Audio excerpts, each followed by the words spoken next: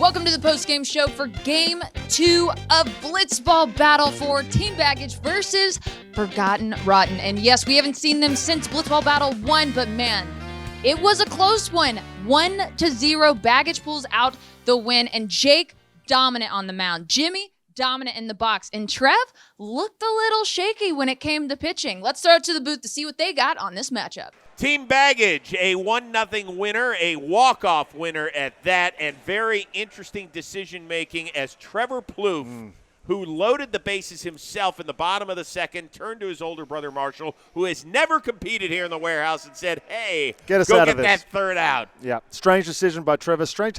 I bought in. I picked these guys to win from the start of this whole thing.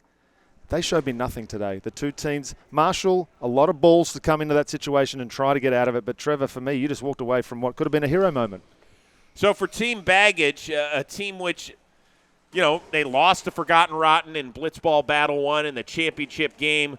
Blitzball Battle 3 was just a mess everywhere. In the batter's box, on the mound. At least they get a W. And Jimmy O'Brien is standing by right now with Paxton Elrod. Jim, we talked in between the top and the bottom of the second, right before you guys went up to go hit.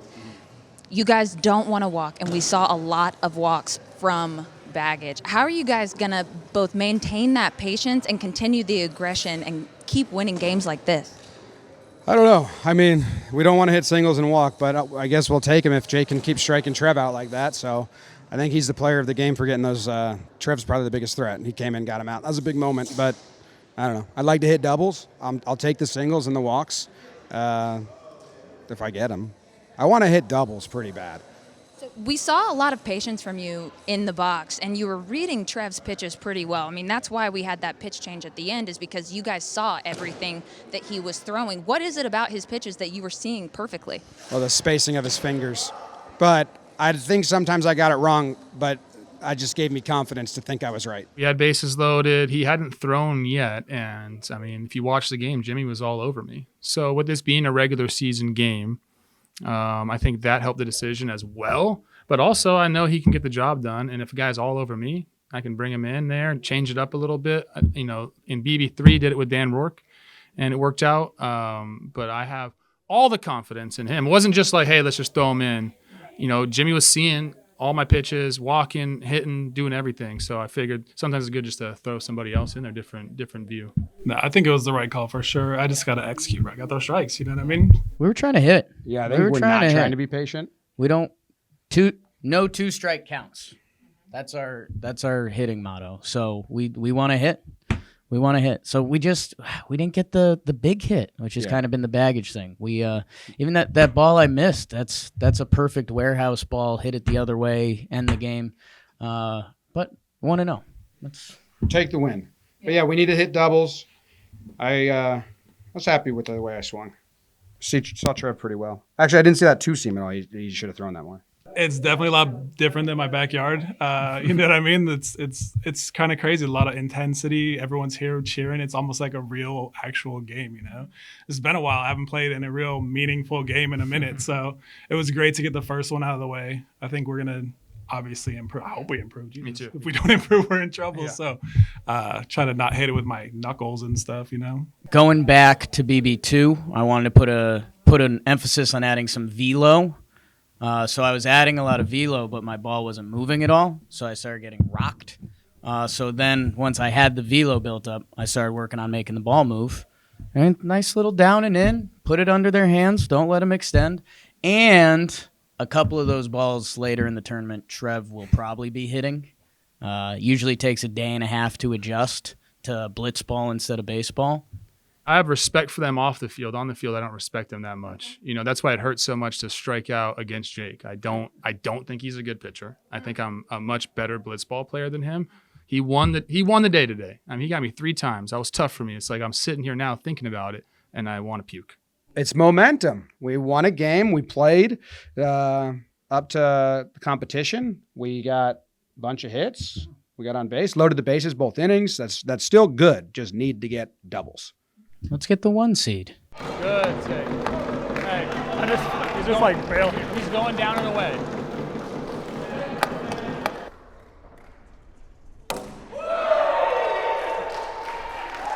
Told you. All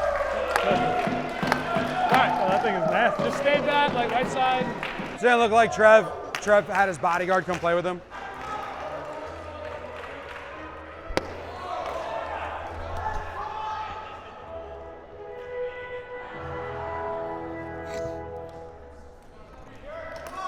I felt that on my nose. That was close. Nice catch. It was like a floater. I think if I had my bare hand, I actually think the glove helps there. Because those are the ones that hit your bare hand and they're just like a fucking top. Before we close the books on this game, we gotta give a shout out to our BB4 sponsor, DraftKings. DraftKings Sportsbook is here to help you get closer to the action. Whether you're a diehard basketball fan, hockey fanatic, or looking ahead to the golf season, DraftKings has got you covered. Get some skin in the game and download the DraftKings app right now and use our promo Warehouse. And if sports betting is not yet available in your state, don't worry. You can still join in on all the fun with DraftKings Daily Fantasy and have the shot to win cash prizes. So download the DraftKings app now. Use promo code Warehouse when you do. That's promo code Warehouse only at DraftKings Sportsbook. The crown is yours. Now, this game is a wrap. Game 3 is ready to get going. I'm going to get out of this chair, and Kelsey's going to slide right in. Kels, what you got? Well, thank you so much, Pax. Game 3, hard to believe already, of Blitzball Battle 4, and this one should be an interesting one. It's an introduction of the new rebranded team in Del Caribe, formerly Pinstripe Strong, but they're taking on a different name going forward, and they will be taking on Hook, Line, Sinkers, of course, the father and son duo of Dan and Drew. Now, this, like I said, is going to be an interesting one. We have a guy in Joez who struggles on the mound, and then you have Hook, Line, Sinkers. You have two of the best pitchers in this tournament, a great 1-2 punch, but will the bat of Lou Dabs be enough to get the win for Del Caribe? We were able to catch up with both teams before the games, get their thoughts heading into their first game of this Blitzball Battle 4. Let's hear from them both. First thing that I want to hit on with you guys is the special relationship you two have developed. Drew, running into the warehouse today, you were running down the hallway saying, "Uncle Dan! Uncle Dan!" And you found him. What kind of influence has Uncle Dan been on your life this far? Nothing but positive, making sure I'm eating healthy, making sure I'm having fun but being safe. He checks in on me every once in a while, makes sure I'm doing good. It's just a relationship I've never had before.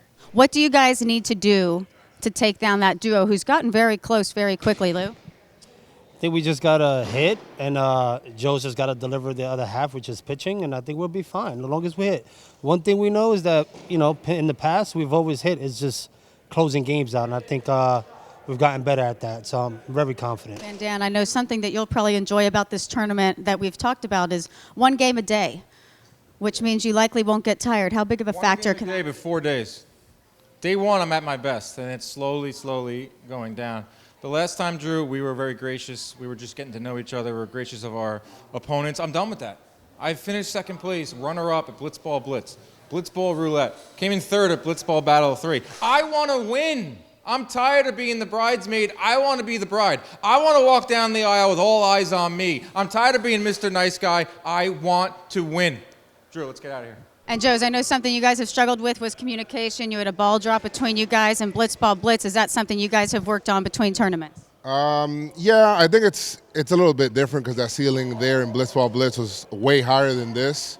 So we haven't really practiced a situation like that. Everything here is like all quick reactions to what's going on. So just got to feel the ground balls and the outs that we got. So a very relaxed team and Del Caribe laying down, relaxing before the game. But as for Hook, Line, Sinkers, you could hear from Dan. They walked out of the interview. They're fired up. They take offense to people who don't believe in them. They want a banner, and they are ready to go here in the warehouse, that father-son duo. This should be a fun one, you guys. Buckle up. But now, let's get ready for one of the best people we know. That's Jolly Olive from the Olive Pit. Game 3 of Blitzball Battle 4. It's my Hook, Line, Sinkers taking on the quote-unquote new team, the rebranded Pinstripe Strong, who is now known as Del Caribe. Obviously, I'm a little biased here. I've played for the Hook, Line, Sinkers before, and they've got two great players on their team. One of them is Drew Davis, who you might think of as the pitching specialist in this tournament, but he had the second most home runs of any player in Blitzball Battle 3. He had 3 home runs, going 9 for 18 with 10 walks to 7 strikeouts, so he was a threat at the plate and on the mound. Dan Canobbio, we know him as a great pitching southpaw, but he had some trouble at the plate in Blitzball Blitz when he was teammates with me. He struck out 9 times in 15 plate appearances and didn't draw a single walk. So let's see if he expands the zone today or if he's able to keep it in the strike zone and maintain some plate discipline, because Lou Dab may be trying to exploit that. In the last 2 tournaments, he has 8 2/3 innings pitched with a 2.50 ERA, leading the way for him and Joez. And of course, you know that Lou Dab is a threat at the plate. He's the all-time warehouse leader for qualified hitters with a 667 average and 1.892 OPS at the plate. He could arguably win MVP if his team is able to make it deep into the bracket, and maybe this rebrand will spin some new luck for a usually cursed franchise in Pinstripe Strong. Also, Joez McFly is playing as well. You guys all know the story with that. Let's see what else the pregame show has in store for us. Vibe check. I'm doing vibe check. Condor family. Do you have a rooting interest on this game? On this The one? Del Caribe debut has to go well. Yeah, has to go well. Yeah. I'm voting for them. Okay. I'm going for Joez. Ange, any voting interest on Del Caribe versus Hookline? I just want to see another good game. Oh, okay. That's all. Great fan. Jimmy, have you ever heard of Lewis and Clark? Yeah. Could tell you all about him. Lewis Merriweather Clark killed himself. That's the vibe check. All right, thank you very much. Peter Moylan, Chris Rose with you. And interesting matchup, because I think Hook, Line, Sinkers are one of those teams pretty sneaky, because they've got 2 guys that can pitch. They've got 2 guys that can pitch. They've got 2 guys that can prove that they can hit. Yeah. We've seen Dan Canobbio hit the ball with authority, but he's also swung and missed a ton. So it's a game of inches, this one. This team can honestly go all the way through the finals. I think they can probably win this thing if they can play to their ability, but that's also, there's big questions in these lights. These lights come on and everything changes, mate. Then you've got Del Caribe, the team formerly known as Pinstripe Strong. We know that Lou Dab is arguably the best 2-way player that we've got in this building. Without He's question. awesome. It's all about Joez McFly, who last season finally retired a batter after facing 27 guys here in the warehouse. And who was that batter? That was Jimmy O'Brien, but we're not allowed to bring that up. Okay, that has fair been enough. stricken from the record, according to the boss. Okay, fair enough. Yeah, that's the big question. Yeah, so one of 2 things has to happen.